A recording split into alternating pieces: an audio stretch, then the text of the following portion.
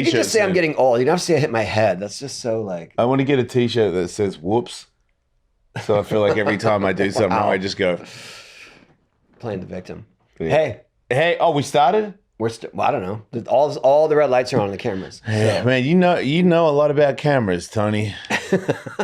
I always miss that bit. I was going to say, we did a whole show and you didn't turn any of the cameras on, and now they animated it. It's coming out soon, right? Which, in a roundabout way, was a pretty good move on my behalf. But yeah, a lot of work for someone else, though. Right, but back to my original statement, pretty good idea, because now people that watch Hulk vs. Wolf go, wait, you guys have a cartoon episode? How big time are you? The answer is really big time. Suck a butt.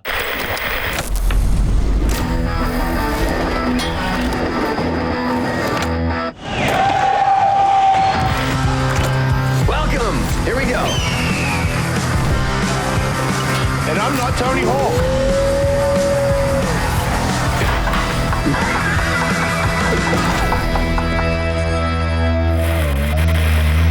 I want to introduce you to our guest. Yeah, do that. Yeah. This is Ed Neumeier. Yeah. And he wrote two of my favorite movies of all time. And they are? RoboCop. Yeah. Starship Troopers. Ooh. Yes. Wow. There you go. Yeah. I like that. Did you come up with the idea of the guy that was in the acid and then the car hit him and he exploded? In RoboCop? Yes, I did. You did that? Yes. Emil the Melting Man. Dude. So great. Nice one. So great. I'm very excited now. You wrote that. Highest rated moment in the movie, actually. Because it was one of the best moments in my cinema life. Get away from me, man. I'm like, man. So thank you for that. Yeah, You're very welcome. You're very welcome. What joy that brought. I think when I first got a computer that could digitize video, which was a Commodore Amiga video toaster, like in the 90s, early 90s, I paused that scene exactly on the moment when the body dislodges from the... When it goes, slides up the windshield. Up the windshield, yeah. And I had that as a frame, like as a screen grab. Nice. Uh-huh. That was one of my first uses of new technology. You were in on a lot of things early, weren't you? I tried to be but at that time it was hard to afford. So I kind of backed off for a while. You seem like a pretty friendly, like, don't take this the wrong way, but like normal guy. And you wrote that's I mean, I'm not trying to be offensive. That's a sick movie. Well, I was more filled with rage when I was younger. Before Children, I think. Really? Yeah, I had a thing about flailing people, tearing people limb from limb. Are you serious? I'm serious. If you look in the movies, people are always being torn limb from limb. And how did you fix yourself? Even the protagonist, RoboCop, absolutely has all of his limbs shot off. Yeah, it's a real motif. And then your Starship Troopers. I'm just guessing a theme here. So if you wrote another movie right now, it would be like a lot less offensive and gross. I guess so. I don't find the same. Are you still in there? Is that still in there? Sorry. Well, what do you think? Yes, your wife says yes. So. Yeah, just a little bit, just enough for spice purposes. But that you're saying that there was a lot of rage and that helped you. I actually was seeing a therapist at the time, and they said I had baby rage. That babies get so angry that they want to tear the world apart. Yeah, or something like that. I've always been scared of ever if somebody figures out how to make people bigger, because I feel like if you make a baby big, like it's a 6 foot tall baby, a 6 foot tall baby would. Because you ever seen a baby where you got a dog and you introduce the dog to the baby, and the baby's hand just as soon as it touches the dog, it just goes. And I'm like, no, don't pull the dog's ear off, because the baby doesn't know it's an animal yet. But I'm like, the power of that scrunchie that he did, if that was a 6 foot tall baby, that would mush your head. Like your head would bop. And I'm just always worried about giant babies taking over the world. He's always worried about them. Do you have children? Yeah. Okay. I'm scared of them too. Smart man. How old are they your never kids? go away. Mine are 35, wow. 33, and 26. So grandkids? Not yet, but soon. I have a feeling the 33-year-old is probably due. Right. Yeah. Same. I have a 30-year-old. He's getting married. Oh, okay. Mine just got married. Sense it coming. Yeah. And so. Oh, dang. That'll be fun. Oh yeah. To have a baby. Because you can hype them up and then give them back. And then give them back. Yeah. And be done.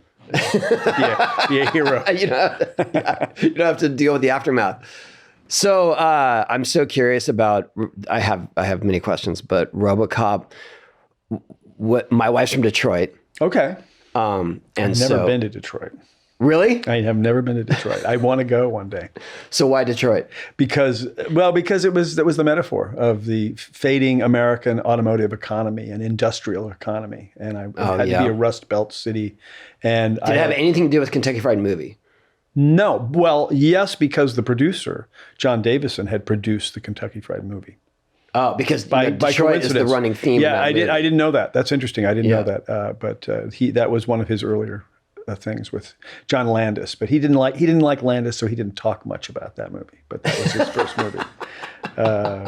But Detroit was important because I had the early research I did for RoboCop was a book called The Reckoning by David Halberstam, which was about how Detroit lost its edge to the Japanese. And it was all about the automotive business.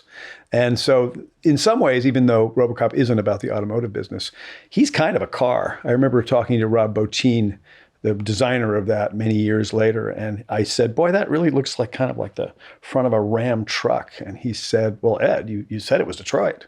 So it gets in there a little bit. Oh, okay. So you put this out and then they had to figure out the aesthetics of it. Yeah. And I think, and yeah, exactly. Right. And then we were very lucky to have a guy like, you guys know who Rob Bottin is? Okay, Rob Bottin was the great rubber and practical special effects guy. Yeah. He did The Thing. He did, what else did he do? He did everything until digital stuff came along. Yeah. And RoboCop was one of his prouder moments, I think. So did he design the failed robot? Ed 209? Ed 209 is Phil Tippett. Still what? Is Phil Tippett. He was the visual effects guy who did Jurassic Park and the Star Wars Walker sequence. Were you happy with Ed when you saw him? Absolutely. Yeah. No. I was so. It? I remember saying to Phil, it was such a lovely experience because I was a kid. I was only like 27 or 28. And suddenly I was working with these guys who had done movies that I had heard of and had won Academy Awards and stuff. And I was able to sit down with Phil Tippett and say, well, it's Vietnam is a metaphor in this movie. And this is sort of like a Huey helicopter. And then it came back. And if you look at Ed, it's a little like a Huey helicopter on the top and stuff like that. Did you come up with his legs not being that trying to go down the stairs? That's one of the classics. Well, that was but yes, we wrote, and Ed is not good at going down the stairs, and he falls. That, and you were going to put that in, and it was in the script that way. Right. But that's all that was in the script. And then Phil Tippett came along, and he animated that sequence, and that sequence is great. And suddenly, he kind of discovered that Ed 209 was a baby. Yeah. And so when he falls down the stairs and he kicks and screams, he throws a tantrum. So Ed 209 is a baby thereafter. Yeah. I mean, that's how he related to him. What about the lady that is being assaulted and then RoboCop shoots her and just misses her cookie and gets Homie in the wiener? Right. See how I did that? That was very good. What's up? So that was, we were on the set in Dallas. Originally, that scene was written that the rapist had the woman in front of him, and RoboCop, because he has computer targeting, was able to shoot past her, and it creases her cheek and kills the rapist. But Verhoeven showed up on the set and he said, "Oh, I have a better idea," and he did that. Yeah. And it was actually really funny what had happened. No one saw it coming. And he did it on the day. He did it on the night, on the evening. He said, "I want to do this," and he was very kind of covert about it. He went to the effects guy and said, "I need a big blood bag," and put it there. And I could see the effects guy going. Like did you shoot both? No, we just shot that one. Right. Actually, another version he had was he wanted to do it was going to be in an alley and it was going to be a ricochet shot. But this was the one that he came up with on the night. Anyway, I'm so lucky to have worked with guys like this and who were this good. But he had this idea that you would prepare and prepare and prepare. But then sometimes on the day or night of, you would get lucky and you would have a good idea. And that was one of them that he had. How often did that happen where somebody would have an idea that was completely different that became... It doesn't happen. It didn't happen that much with me, but what I discovered later when I directed a movie, that sometimes you have ideas on the set that aren't as good as you think they are when you get to the editing room, and they all go out. And that's what Paul said. They feel so spontaneously great. Paul said, sometimes I have a really great idea, but they usually end up on the editing room floor. Yeah, it's like writing jokes. Sometimes I Yeah. write a joke and I go, man, this is such a good idea. And then I say it and I'm like, oh, whoops. Nope. Didn't work. Didn't That land. wasn't a good idea at all. Did you guys have great expectations for RoboCop? Did you have a lot of, did you have a big budget? No, RoboCop was pretty cheap. RoboCop was John Davison, another great guy who had made Airplane before that. Yeah. After Kentucky Fried Movie, he made Airplane, which was a gigantic success he was a guy who would say, whatever you wanted to do, he said, no, you can't do that. We can't afford it. You can do whatever you can for $2 and some tinfoil. That was like the way. Is it because For RoboCop, he said that. Yeah, he was out of I court. thought it was pretty legit. Like, death stuff looked pretty real. It was good. Yeah. He had good people, but the budget was $14 million, which at that time was considered pretty low for that movie, for a high-tech sci-fi movie like RoboCop. breathe some life into your own backyard with fastgrowingtrees.com this spring. From shade to fresh fruit to privacy and natural beauty, let fastgrowingtrees.com help you plant your dream garden with their expert advice and fast, reliable shipping. FastGrowingTrees.com's plant experts curate thousands of easy-to-grow plant, shrub, and tree varieties for your unique climate. Meyer lemons to evergreens and everything in between. Dude. Happy plants, happy home, right? But sometimes it's hard to know which plants will do best. No problem, because with fastgrowingtrees.com, you get customized recommendations based on your specific needs. Plus, their plant experts are always available to help keep your plants growing healthy through the season and beyond. No more waiting in long lines and hauling heavy plants around. With fastgrowingtrees.com, you order online and your plants arrive at your door in just a few days. With Fast Growing Trees, 30-day alive and thrive guarantee, you know everything will look great, fresh out of the box. Join over 1.5 million happy Fast Growing Trees customers. Go to fastgrowingtrees.com/wolf now and get 15% off your entire order. Yeah, wolf. Cool. Once I mean, again, a wolf would beat a hawk in a fight. Just saying. Once again, get 15% off at fastgrowingtrees.com/wolf. Oh! Why did they not believe in it so much in the beginning? Well, Orion had made a movie called Terminator, which you probably saw, and they made that for $7 million. And they thought they were kind of embarrassed by it, and they always were trying to make sort of important movies. They were embarrassed by what? The effects of it? Yeah, that you're making a cheesy science fiction action movie, because they were like older guys who Terminator. What? That was Yeah, so, but it was good. Terminator is why we got to make the movie there. Terminator turned out so well, they said, well, maybe we'll do something else like that. And we were there in line for that. But it was a big fight. Originally, they wanted the budget was supposed to be 7. And then we got it up to 14. We were actually shut down halfway through because we went over, and then they came back in and they said, okay, you can keep going. It was all very dramatic that way. Was the Ed, when his first shows up and he makes that mistake? Wait, I just realized, is that from your name, Ed? It is, but it was sort of by accident. Ed It was 209? originally it was the enforcement droid 209. Which it just sounded right. It turns out it's a pretty good naming scheme, because it would be version 2, iteration 9, according to people who are engineers who have told me. Okay. But then I wanted to abbreviate it, and then I realized it was my name, and then I thought, that's okay. Yeah. And no one ever really gets that until occasionally someone will go, wait a second. Yeah, because you called him Ed, and I just was like, why are you calling that thing Ed? Wait a second. Yeah, 209's a badass area code too. It's the Diaz brothers. Is that Fresno? No, it doesn't matter. I just wanted to, now you're going to get me in trouble. Stockton, 209. Yeah, it's that area. Yeah, okay. You know the Stockton area code, I'm impressed. There's a UFC fighter and his brother. He's a wealth of knowledge. No one's ever said that. Ever. No one's ever said that and pointed at me. Thank you. That was really NBD. cool. What about the comply thing? Did you write that? I did. That was the You whole... have 20 seconds to comply. Yeah. One of my favorite things was there was a song that somebody did after the movie came out called "You Have 20 Seconds to Comply." Yeah. by Silver Bullet, a British rap band. Yeah. You can find it online if you Do want. they use audio? They use all these clips from it. Of course you but do. it's kind of fun. Such a good idea. Yeah. Yeah, he's got a good voice. The voice, by the way, is John Davison, the producer. That's the producer's voice. Is this things like that are because of a small budget, right? Yeah. Well, also, He's like, I'll just John had a very distinctive way of talking, and everybody knew it. And I think he was amused that he could be the killer robot. So it was very. He's also the guy who says the only good bug is a dead bug in Starship Troopers.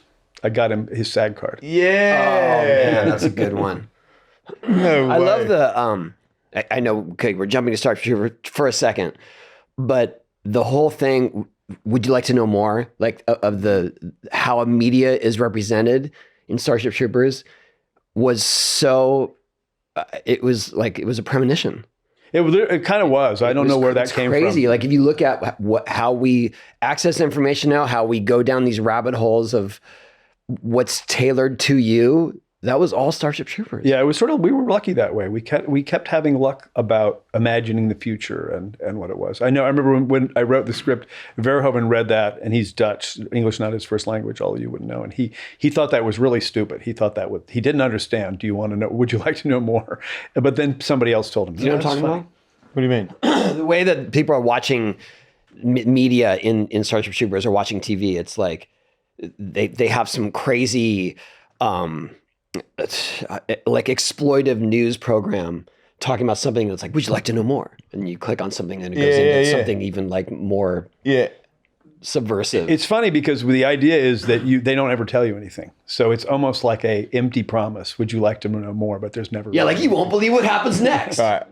I love all that stuff. Well, the media was important to me. I grew up in both my father and my mother were in newspapers. So I kind of grew up around media then, and I was always very intrigued by television news and stuff like that. So it starts in RoboCop, and then in Starship Troopers it's kind of more the beginning of the internet feel. Yeah, that's exactly what it felt like, right?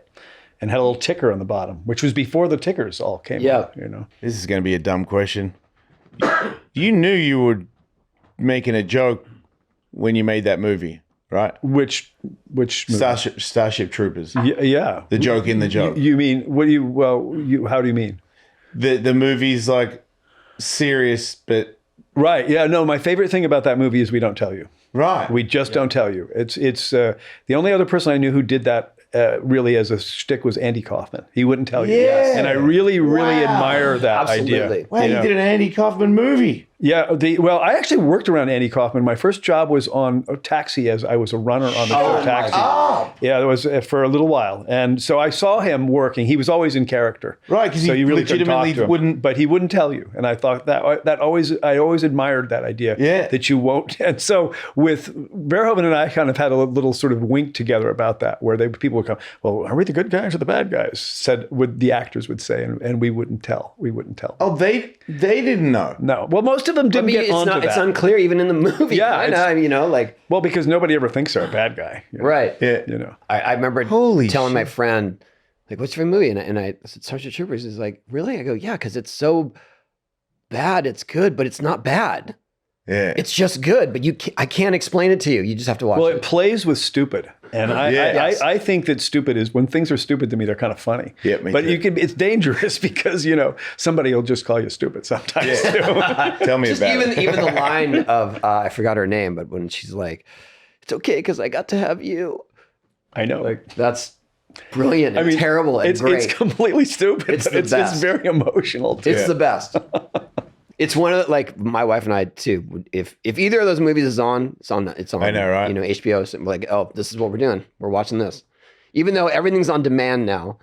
It doesn't matter. But it's sort of nice. It's one of those movies, I think, that when it comes on for other people, they'll just watch it. That's what I'm saying. That's what I do. They keep going with it for some reason. In Starship Troopers, are you the guy, like the bugs, all the different aliens?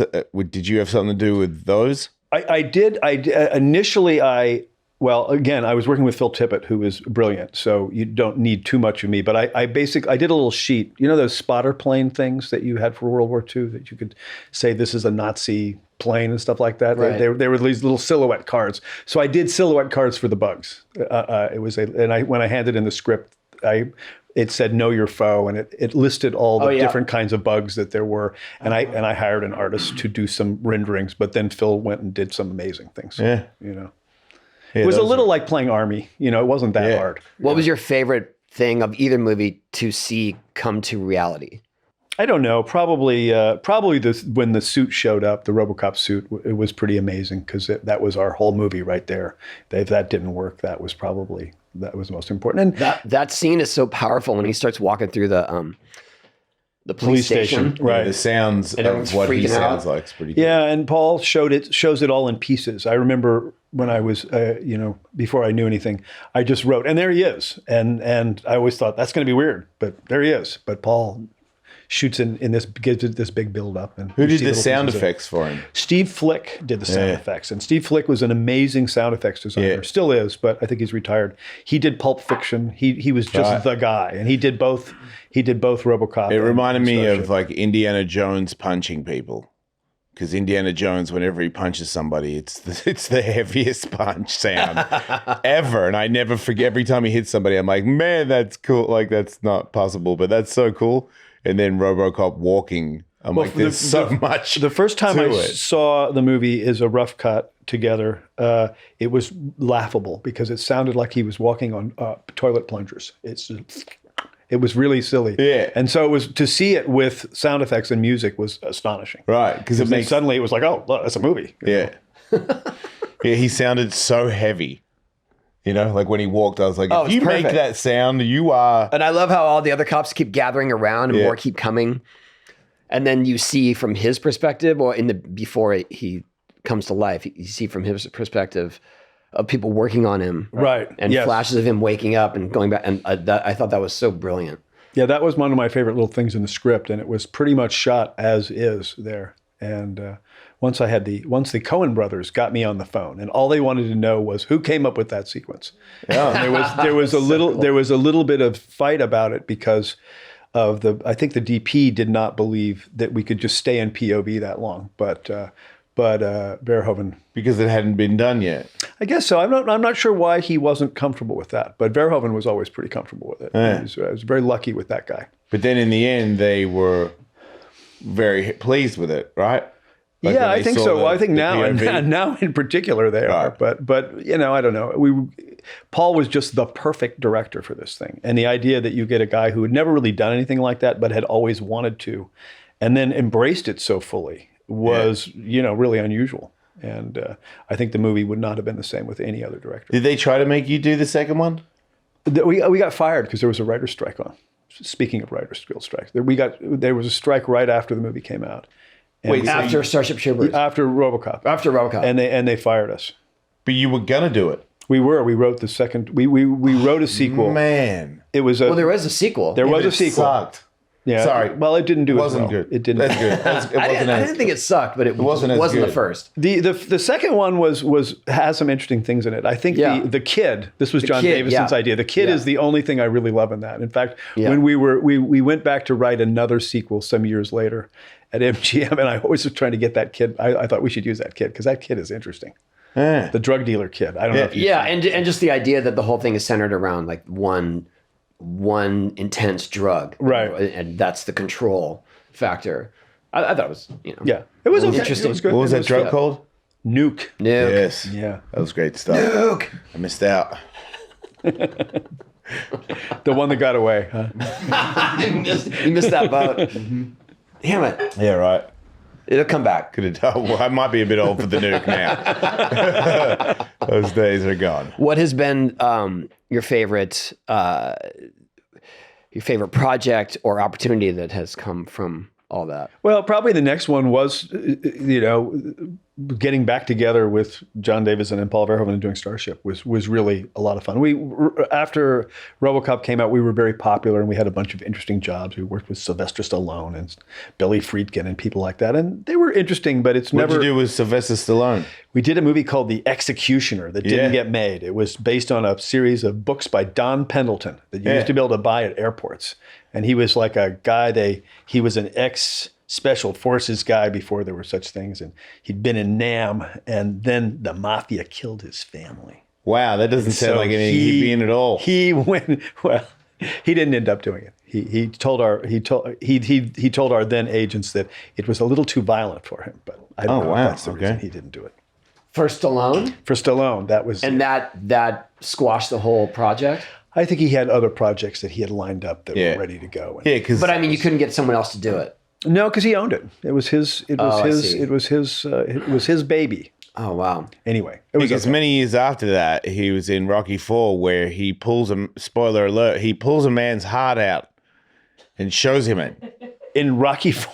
Yeah, that's. I feel like that's pretty violent. That's a hell of a boxing move. I'm just I was going to saying. say. That is an actual scene in the Should have got it. I know you're trying to pull limbs off. You should have been special pulling grabber organs glove. He out. stabs him, cuts him open, and punches him there, pulls it out, and shows him. I actually wrote. And then the dude dies while he's got it in his hand, like, this is what you get. I had to write that scene for. I did a rewrite of Roger Corman's last movie, Frankenstein Unbound.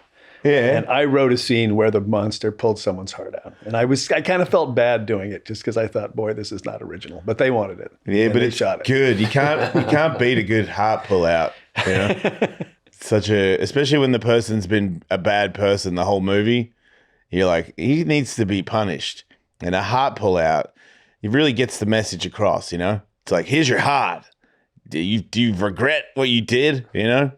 Because you regret it right now when you see that when you see a guy that has your heart in his hand. Boy, you're I was really bad. wow, I made a huge mistake. Yeah. Wow. I don't know if anyone ever got the gravity of that, but Not for Well, now long. they have. now we understand Yeah. what it means to have your heart ripped out. That's right. Don't be bad, people. There's people out there that can do that. Jason, I have a question. Yeah. What is more American than a bald eagle? Nothing. 4th of July is almost here. Oh, yeah. Wow. And that means a couple of things: barbecues, pool parties, and last but not least, glizzies. What's a glizzies? Really? Yeah. A sausage sizzle. And it just so happens the sponsor of today's show, Manscaped, are making sure all the glizzies gladiators across the nation are groomed for battle on America's birthday. Did I say something wrong? No. Join 8 million pube patriots worldwide who trust can't. Manscaped with this exclusive offer for you. 20% off and free worldwide shipping with our code HawkWolf Yeah, you're at back. manscaped.com. Talk about an American dream.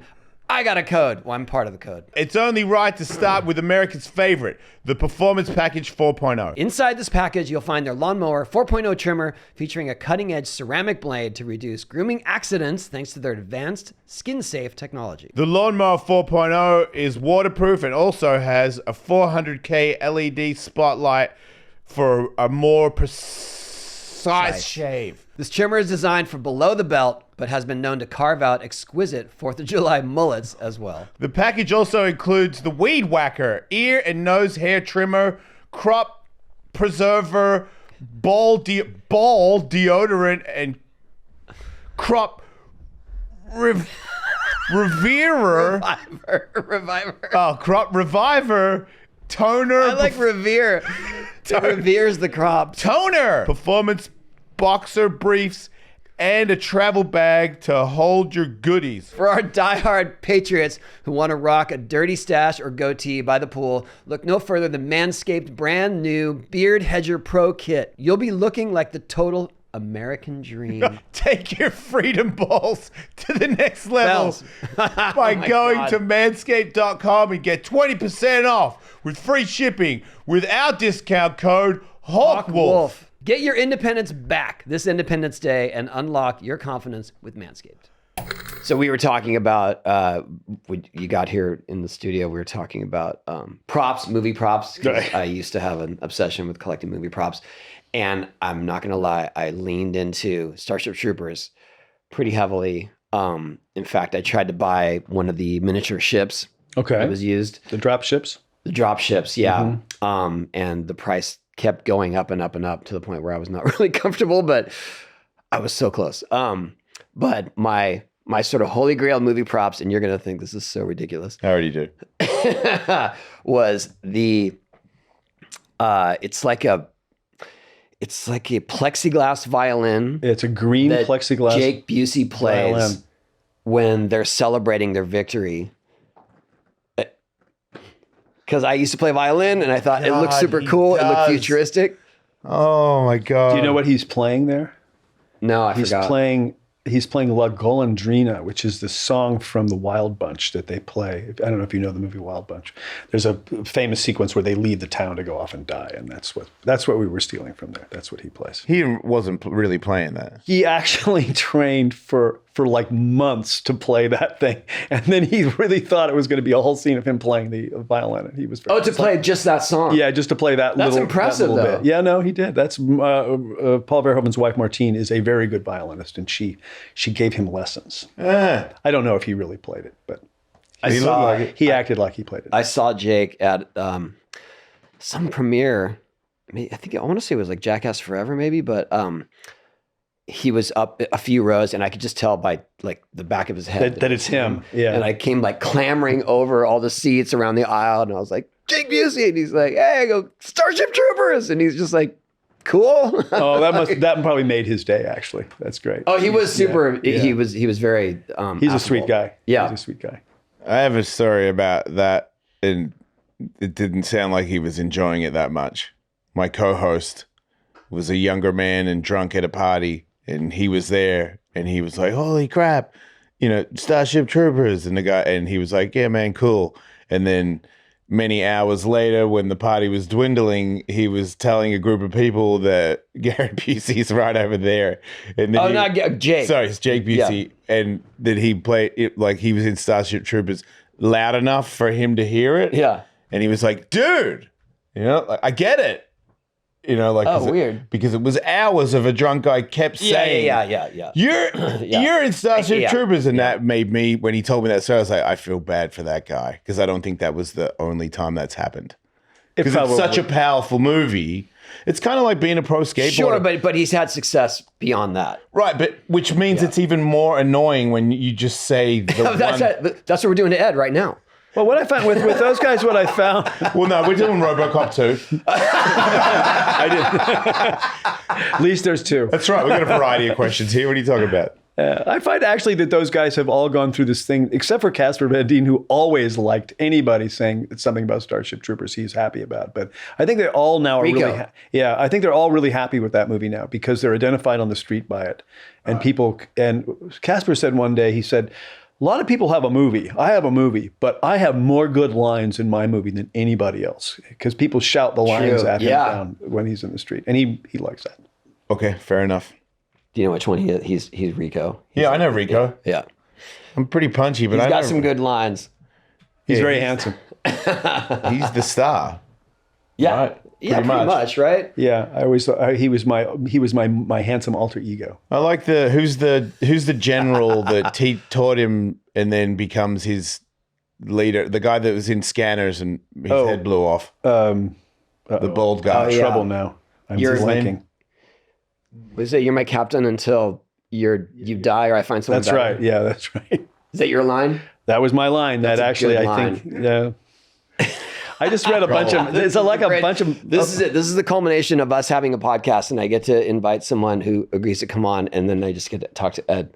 This is like It's like Chris Farley. My own private party. Yeah, this is my Chris Farley moment. Yeah, you're like, remember that one time where you wrote that thing and he said that thing?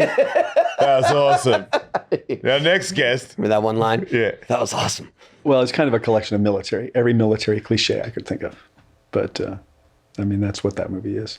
Now, it's interesting because a lot of people in the military love that movie. I mean, when you, same thing happened with RoboCop. I thought, the cops are going to hate this movie. They love that movie. And cops do. And soldiers really like Starship Troopers over the years. Because they felt that the tactics they were using were spot on? Or I just think that it somehow...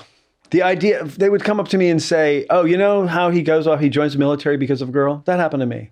Okay. And the camaraderie, too. And the camaraderie, the training, even though the tactics are not correct. No. I love that they all have to shower together, too. They're a good football team. We did that a little bit in RoboCop. There's a scene where there's some nudity female nudity in the locker room. And then we decided to go for it big time in this one.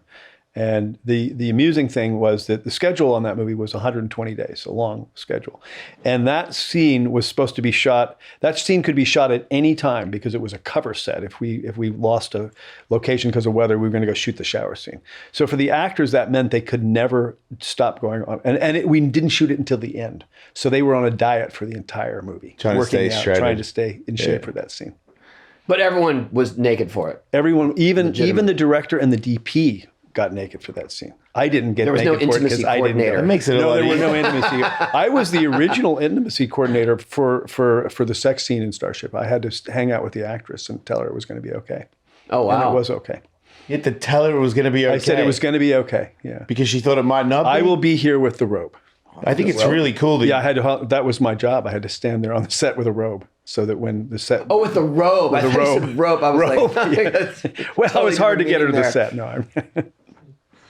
Going to pull her out. yes, I got that. Guy's out of control and whoop, out she goes. Intimacy coordination. Yeah. That was a good idea. Yeah, I feel like having the director take his clothes off or her taking her clothes off and I have to be naked to do a scene, that is a team player.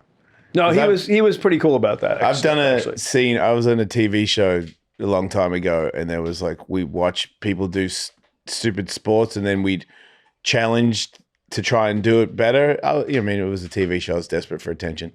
But one day we had to go in a cold plunge, but a cold plunge in a meat locker, in a frozen, so it was a frozen room. And it was all these camera people and all these, like assistants, everybody, all clothed, all with like winter gear on. And we're naked.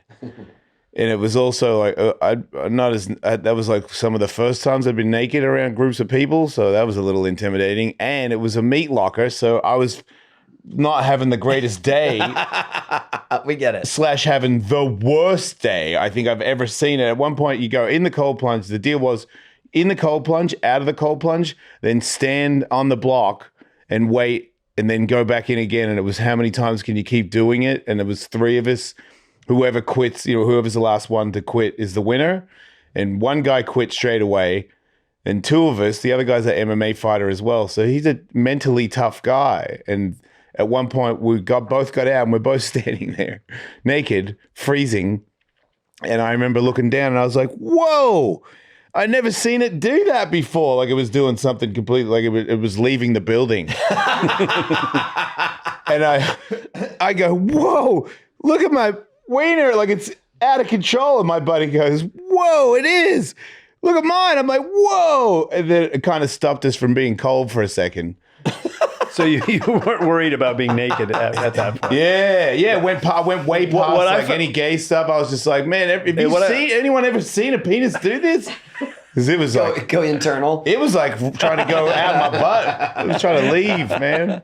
Seeking warmth, huh? Yeah. I found with everybody that the anticipation of being naked was the terrible thing. And once the clothes came off and you were doing it, you couldn't actually get them to put their clothes back on. Yeah, I don't know about that, but yeah, could relate to the first part. But that was pretty out there for a movie, right? I mean, well, probably that kind of a movie. That kind of movie, sure. You wouldn't see that in Star Wars, really. So right. that was fun. Yes. But I think that ideas like that, they're very daring, innovative. Well, we were trying to say, look at this wonderful world in Starship Troopers. Everything works. There's no sexism. There's no crime. There's no race issues. There is fascism, but you can't have everything or something like that. And what was it? The city that got annihilated? Buenos Aires. Right. So that was they are from Buenos Aires in the book. Right. But I don't know if Buenos Aires, I can't remember now if Buenos Aires actually I think it does get hit. It got hit, yeah. It gets hit in the book. They realized that all their families are gone. Right. Because. But I thought that was an interesting take because it was like, everything is just global. Buenos Aires is that supposed to be a different city than the one in Argentina? No, it's just saying that's where we are. Yeah, it looks right. like So Los Angeles, but it looks like Malibu, but in fact it's Buenos Aires. Yeah. That was where Johnny Rico's house was, in Malibu. Wow. So what I know you directed I directed Starship 3, which is Starship a direct-to-video movie. Not the same as the first one in budget or in Did you write it too? I did. Yeah. I did. It was a good experience. It was really wonderful to be able to do it. Sony let me do it, and I had a great producer named David Lancaster who put up with me as a first-time director, and they didn't fire me, and it went okay. Did you feel like you learned a lot from Paul Verhoeven? Yeah, I basically just sort of tried to act like him. Tried to remember what he did when he was serious. Paul could be, sort of demonstrative and yelling and screaming. That wasn't me. But just in terms of what I saw him do and how he did. The main thing I learned from Paul Verhoeven about directing is everything is a story.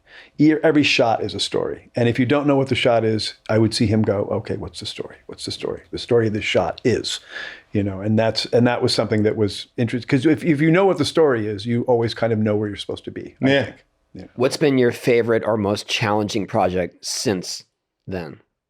Well, I'm although we're on strike right now, I'm writing a spec script for Paul, which is an espionage piece that doesn't have too much action or anything in it, and it's all the thing I'm doing is always the most challenging thing because it's usually something I haven't done before, and writing is not my favorite. What would be the most fun thing that has been completed?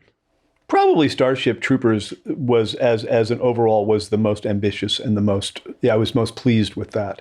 Even though when it came out, it didn't do as well as you wanted, but that was probably pretty cool. So what is that like though? It didn't do as well when it came out, but has this huge following.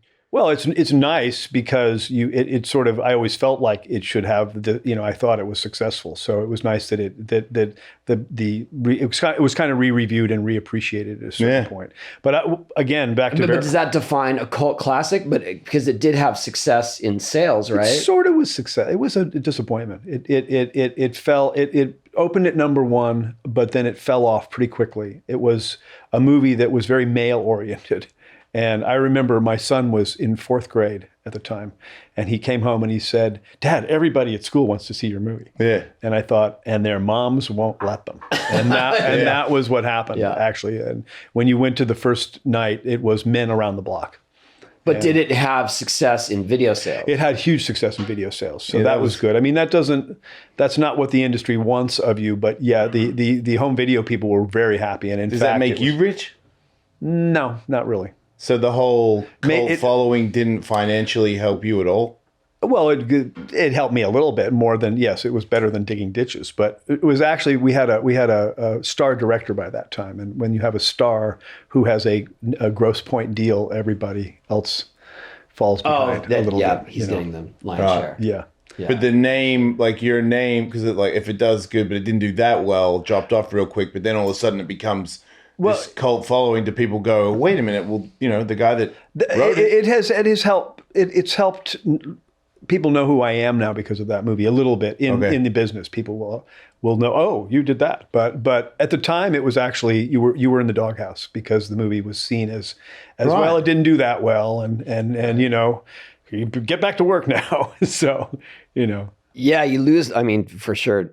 What little we know about Hollywood, it definitely seems like you lose steam for opportunities if suddenly there's a flop. Well, because then they can't go. I understand that now. Is you can't go to your boss and say, "Hey, I want to get that guy." What was his last movie? Starship Troopers. Oh, that lost a bunch of money. So they can't justify it. And we're not really. Even though the writing is great. As far as I'm concerned. Yeah, I think it's a business. I think in the old days when they had, and this is before my time, when they had talent relationships and there was kind of a finite amount of talent, a good writer or a good director was seen as, okay, they had a bad one, but they're good. But I think in this day and age, with business being more corporate, which is what's happened, it's kind of like you get one and you're out. And then you have to work your way back up somehow. Yeah. Have you ever done any movies with sharks? With sharks, I have not. I have not been. Do you have any urge to do something like that? I think I think there's been some pretty good movies back there already. Some might say it's been a little played out. I guess. Bit, but I know why they do it. What's your angle? Just saying, man. RoboCop, if you put all those things together, and then you have like a killer shark, or a Robo Shark, or it doesn't have to be a shark. I'm just into like animals getting a little smarter and taking over the world. Something about animals eating people is fun. I don't like. We have it coming. Yeah. That's all. Okay, got it. Yeah. It's always. I don't feel as bad for the victim. You know what I mean? When an animal's killing them, as opposed to a human killing a human. I'm like, come on, man, you're better than that. I have to tell you go ahead. that it's funny thinking about the characters that were so iconic in especially in RoboCop. Like Clarence Boddicker went on to, is it the Wonder Years? No, it's that 70s show. That 70s show. Yeah. Every time I see him, he's Clarence Boddicker. He can't not be scary to me. He's pretty amazing because no one has ever really done a character quite like that. Right. I saw him after we ended up at the reboot that they made of RoboCop in 2014, and we walked out together and we didn't really say anything because neither of us were that happy with it. And he said, "Well, they just don't know how to do bad guys that enjoy doing evil." Yeah. Yes. And there's something about that. The enjoyment. But their of whole it. crew too. I mean, all of them were they loved it. He was such not a good looking bad guy. Like, but because he was enjoying his evil so much, It's so great. it grew on you real quick. Yeah, when we shot that scene where they shoot Murphy to pieces, it was everybody was laughing and doing this kind of stuff, but it was very grim. It was the grimmest scene we shot. It's brutal. People kept saying, "Is this okay?" Or, It's up there. But also, he as a leader is like, all right, the fun's over. Like, good night. This was back in my baby rage period. I was going to say, it's powerful. I made a movie a long time ago called The Woodsman about a guy that like. Oh, The Woodsman. No. Not that one. No. This one's on YouTube. Nobody cares. No. It's real bad, but it's like a guy that lives in a mythical creature guy that lives in the forest in Australia, and Americans go for a vacation in the woods, and the woodsman kills them one by one. But he's like this crazy guy. He has a snake stuck in his butt. He's like a crazy guy, but he Tail wagging gag. I kill a guy because I'm the woodsman. I cut his arms and legs off. And we had a budget way short. Like, you got 14 million. I had about $14 for my budget. But I pull these arms and legs off, and we like buried his legs in the dirt and put stuff over it. It looked real. Like, we put all fake blood all over him.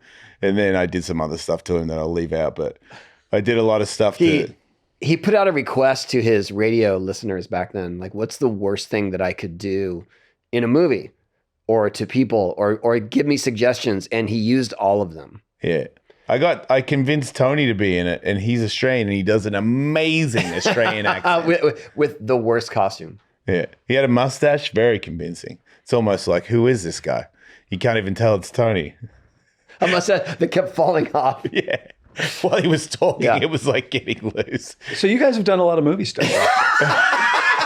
I was gonna say, how do we turn this? I'm just trying to say we know what's going on. No, but you're interested in movies. I mean, you've been in a bunch of little things. He's been in, the cameos mostly as myself, not in this particular. I was in a real movie too. I've been in a couple of real movies. Yes, but I've always found it to be. I know from being good at stuff, if you don't love it, then I don't know what's going on here. Like, I don't understand how anyone's good at something they hate.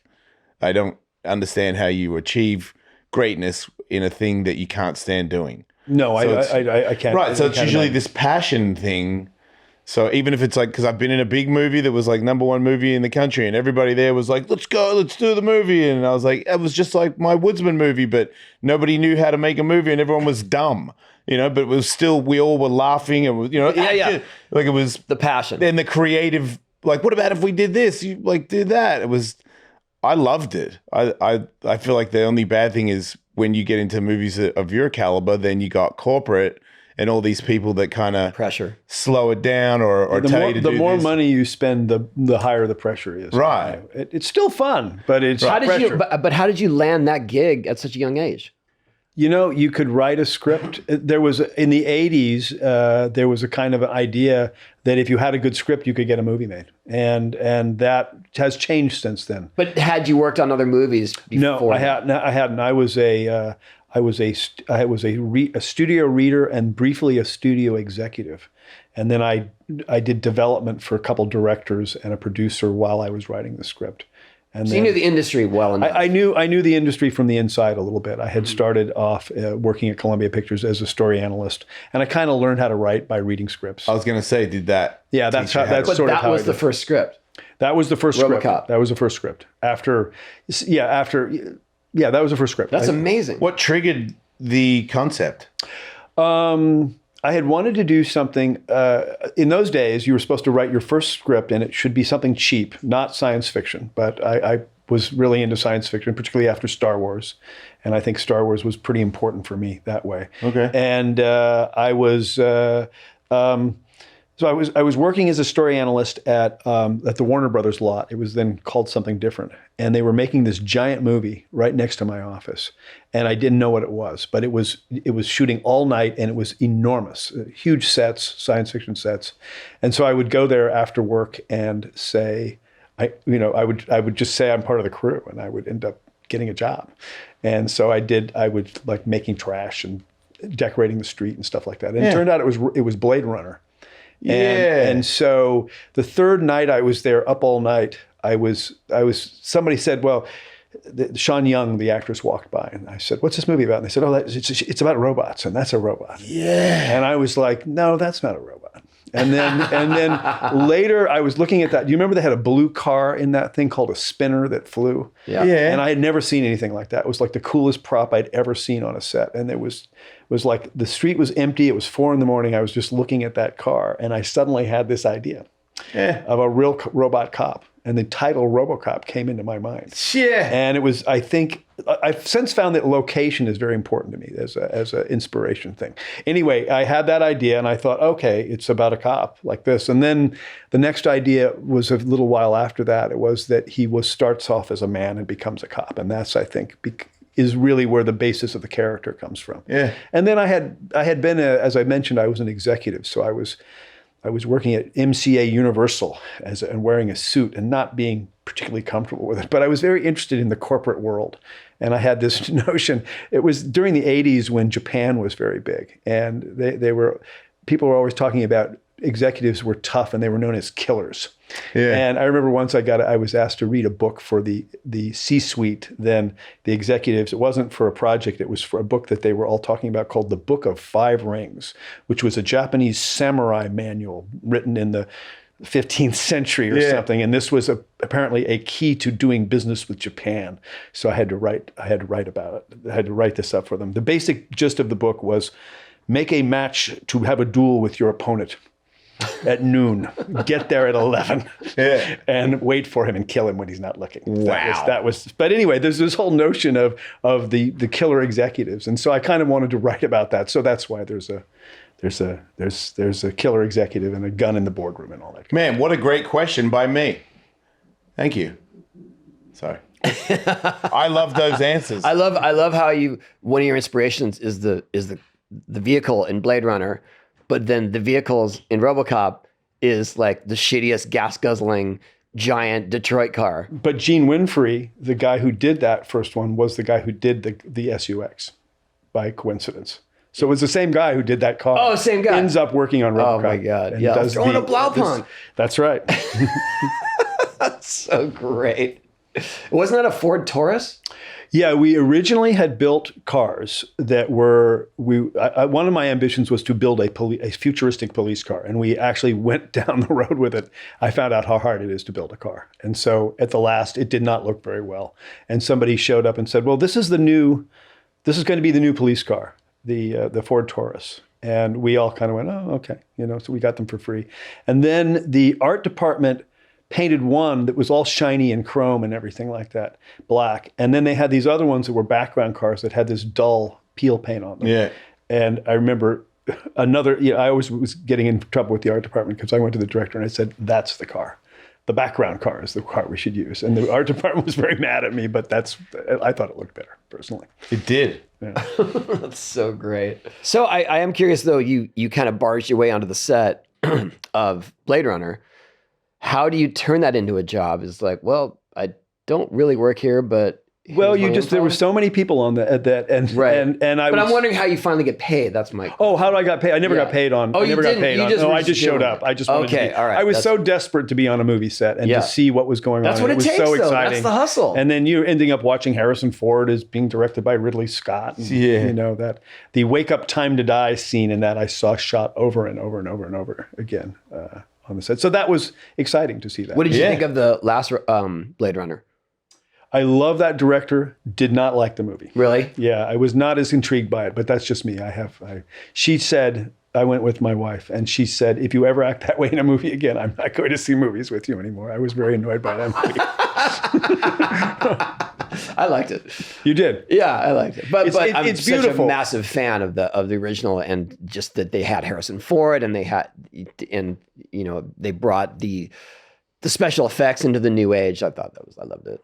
Yeah, I had a weird relationship with Blade Runner in my mind. I can't. It's not really rational because I was kind of critical of it, and I had read a script of it before I saw it, and it had a voiceover in it, which was good. It was kind of a noir voiceover thing. But then there was a whole thing about the voiceover, and Harrison Ford wouldn't shoot it, and then later they did a bad voiceover and stuff like that. So I have since watched that movie and am amazed by it, the Ridley Scott movie, and maybe I'll go back and look at 2049 because I really like Denis Villeneuve. Oh, but the first one is just so iconic. Yeah, it's amazing what he was able to do. That's so cool. I know. Yeah, he only got to shoot. He only got to shoot about 40 or 50% of it. They shut him down. So that's the movie is what you see is what he was able to shoot before they shut the production down. Why did they shut it down? Because it was really expensive, I think. No way. Yeah. So it could have been. Oh, I don't know. Who knows? I'm not sure. Sometimes the movie is the movie. And what happens is the best thing for the movie. Yeah. Right. Did Ridley Scott do Prometheus? He did. Ooh. It's a good one too. That one's legit. I don't know. Were you uncomfortable in the theater at that one? No. He's a good director. He is. And also everybody who's ever worked with Ridley Scott really likes him too. Does that help in that game? Like if you're an asshole, do you get to keep going if you're good? Or if they change I don't know. that? Ridley Scott was able to. Your wife just nodded yes, like so many of them. Ridley Scott was able to go on through flops and hits and just keep going. And I think the reason he was able to survive 3 movies in a row that didn't work was because people liked working with him. Yeah. And I think if you're an asshole, as soon as you have a movie that doesn't work, then it's more difficult. I worked with a director that was so frightening. Yeah. Joe Pytka.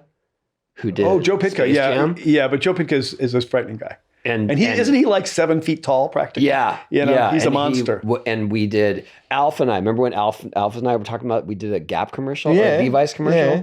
We worked with him. He directed Space Jam, so he was already had this huge reputation. But then when we got there, we're like, oh, that guy's super scary. And then when he would direct, scary looking. No, he was just scary, like in his voice and in his approach and everything. And I remember like. He directed his his intensity at me at one point. Yeah. And I'm riding a skateboard with trucks that are like this high off the ground with tires because we're on a salt flat. Yeah. And I'm getting pulled by a kite. So I'm already way out of my element, right? Yeah. I'm just trying to stay on. And he's like, all right, I want to see what you can do. All right, go. Okay, come on, do some shit. And I'm like, what can I do? I'm just staying on. Yeah. Like he wanted me to do kickflips and stuff. Oh, yeah. And he didn't understand that's not how that and works. I was just like, I don't know. So I'm doing like body varials and I tried to do a shove it and I slam. Yeah, but then I tried to do a shove it and I slam and he's like, ah. And I was like, I just want to stay on set. I just want let's see what you know. I needed the commercial. Right. But I was in a position to say like, no, we can't do this. I was very much like, I think a lot of directors get into this thing. Not a lot. There are directors who get into this thing of they reduce everybody to a certain low level. That's how they keep control of what they do. Yeah. But I don't think you always get the best out of people that way. No, I feel like some people love tough love. Even if they don't know it and they react good to it. And then most people, in my experience, are the complete opposite of that. And if you were to talk to them in a polite way and with encouragement, you find that you get a lot more out of them. Because I feel like I've always been a hard coach to myself.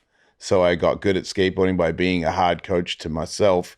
So I figured if I was going to help somebody else, I would be a hard coach to them. Like the answer would be, don't be such a bitch. Just make it. You know what I mean? Like if it's close, just roll away. Don't be a pussy. And then some people are like, man, are you calling me a pussy? And it's like, well, yeah. And now I realize from That's working not always the best approach.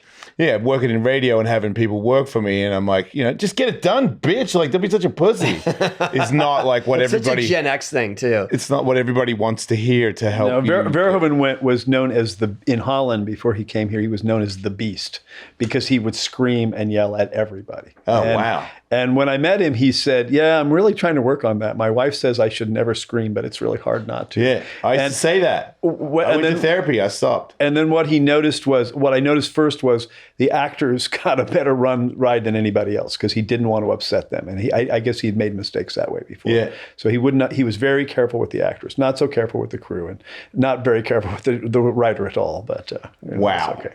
Got it. Was there were there any instances on either of RoboCop or Starship Troopers where you just weren't seeing the dialogue the way that you had written it? Or... No, I never had that problem. I was really, really lucky that way because I was supported by the producer and the director.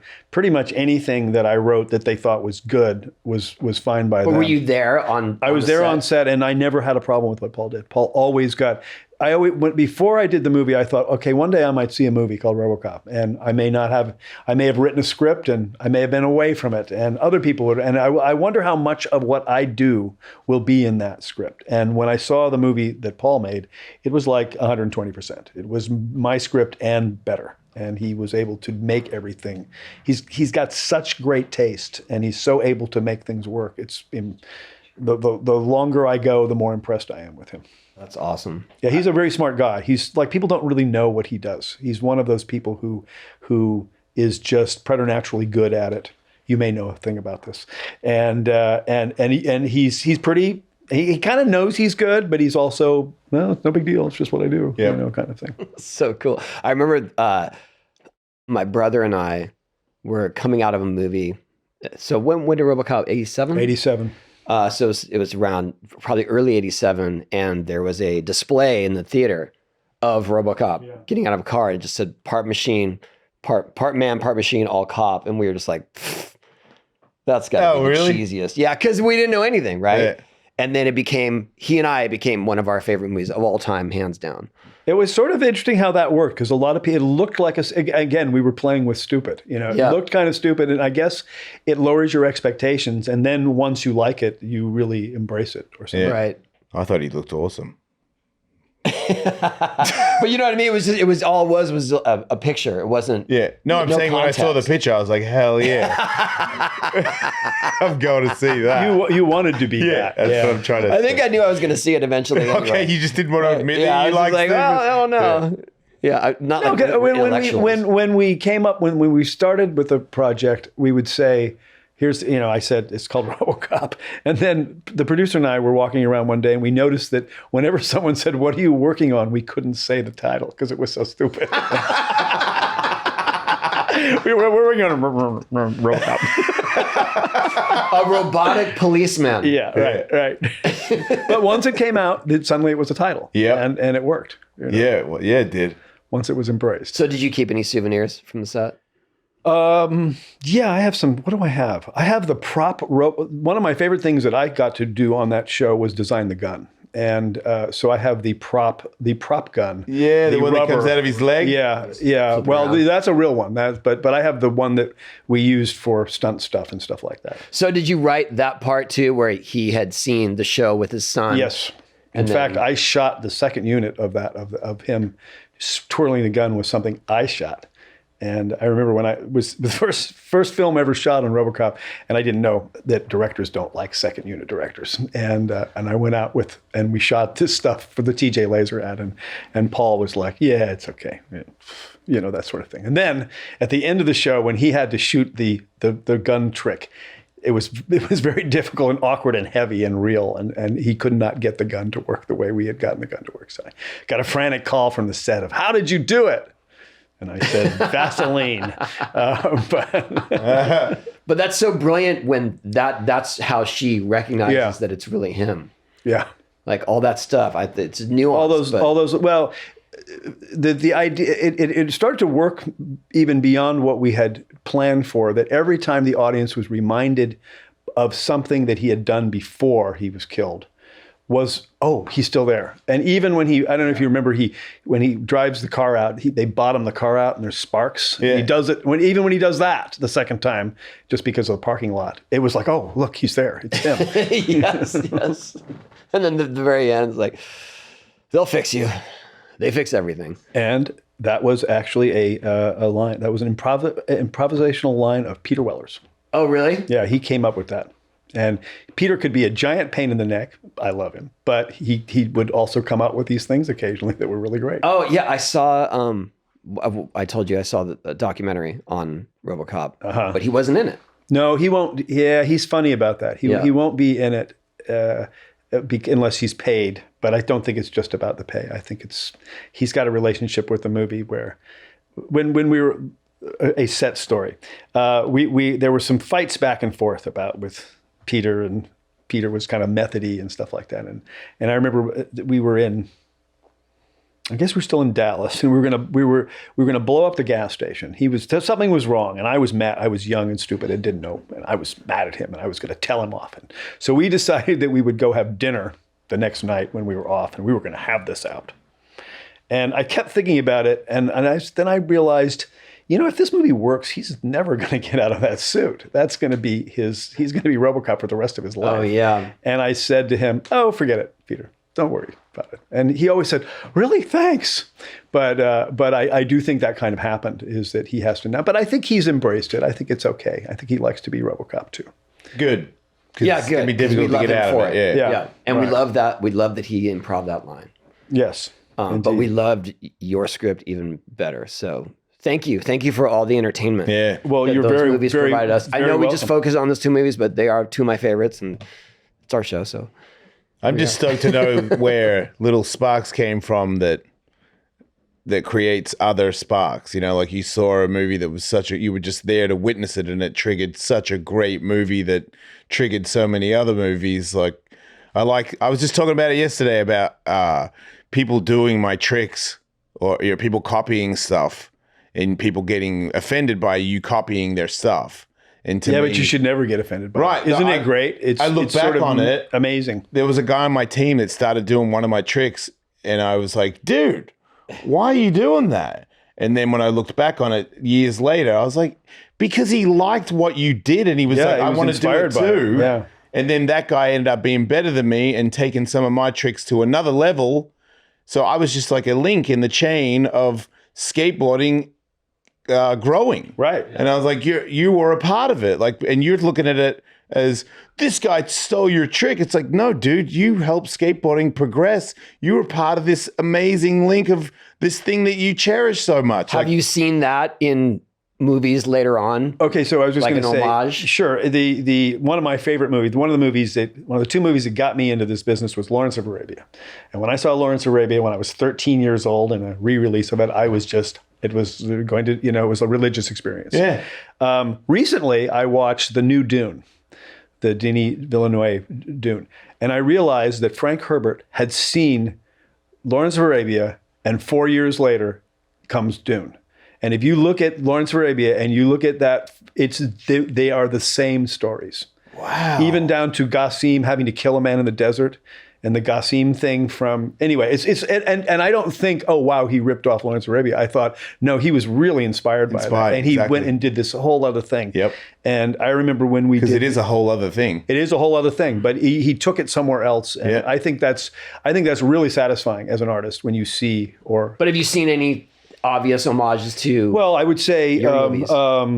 District 9 is Oh, both yes. RoboCop and Starship Troopers. Yeah, and, wow. and Neil Blomkamp was really into those. I can tell he was really into those movies. Yeah. And that movie is really great. Love that. that movie. one's a good one. Yeah. Yeah. Yeah, that's up there. Oh, that's awesome. Dave Grohl did an interview with Pharrell, and Pharrell was like, man, the drumming on the Nirvana album's like, life-changing. And he's like, yeah, I got that from this other band. Oh, yeah. I saw that. He's like, yeah. this, and then they play the other band. I'm like, dude, that's the drum beat. yeah, exactly. And it's not them. It's not a rip-off. You know what I mean? They made an amazing couple of albums, but that one band totally inspired that drummer to make, because the drumming of Nirvana was a giant chunk of why it was so good. And to know that he got it just straight up from another band that he loved. He's a pretty amazing guy, that guy. Right. He goes from being the drummer to front man. That's a another that's thing. a rare, it's really rare breed, and to be still going. Yeah, he actually, doesn't look like he's slowing down. He looks like way. Speaking of, he looks like he loves what he's doing. Yeah, I mean, he looks like he loves to play, Agreed. and perform, that sort of thing. But that's going back to. But in any event, yeah, I think one of the nicest things that happened. I remember being at UCLA and they did a 25-year event for RoboCop, and there was somebody sitting in a seat I used to sit in that theater, saying, "Oh, the reason I'm here is because of your movie," and that sort of thing. And so I've heard that more and more. It's interesting how many people like these movies. I used to say all men from 6 to 60 like these movies. There's something very masculine about them. Yeah. I like them. Yeah. I'm in that age group. That's right. Barely. Well, you got to see them both This in movie's theaters. a little That's good. aggressive. It's going to happen soon. Well, Ed, thanks for stopping by. Thanks for agreeing It's a to pleasure be on. to be here. Nice talking to you guys. It was an honor, and I'm gonna stalk you for memorabilia. I knew it. You could tell. I was like, man, he wants some Robo helmet or something. Oh man, good for you. Dude. You want Starship stuff, right? Or Robo, or both? Oh, I love them both. Yeah, I mean, but and all that stuff is on my radar. Like I know when props go up for sale on each of them. There was actually a there was a claw from one of the Starship Troopers that went out, like a full size one. Full size claw, huh? Yeah, and I thought, I don't have room for that, but I really want it. It would look good leaning in a corner in your house somewhere. I know. So you're still in. This is still an ongoing addiction. Only for those you're movies. here, aren't you? Only for those movies. It was an addiction for many movies, but now it's very zeroed in. So maniac. Hey, we appreciate it. Thank you. Thank you very much. Thank you for all the entertainment. I'm the joy. gonna somehow get a RoboCop suit for your birthday. Happy birthday, Tony Hawk. You gotta learn to spin it. Yeah, it's gonna take me a minute. All right. You can rent. You used to be able to rent Starship Troopers uniforms from Sony. Oh yeah. Tell you that those helmets go on sale a lot on prop collections. I know. I got an issue. Those helmets go on sale a lot, but they're kind of unidentifiable unless you really know the movie. right? And I was looking for something more that is You want to identifiable. Okay. Yeah. All right, I'm gonna think about that. Yeah. Guy's a loser, Appreciate man. it. What's that? Nothing. No, you're What'd cool. you say? No, you're super. You're so hip. All right, that's it. Yeah. Thanks, everybody. Thank you very much.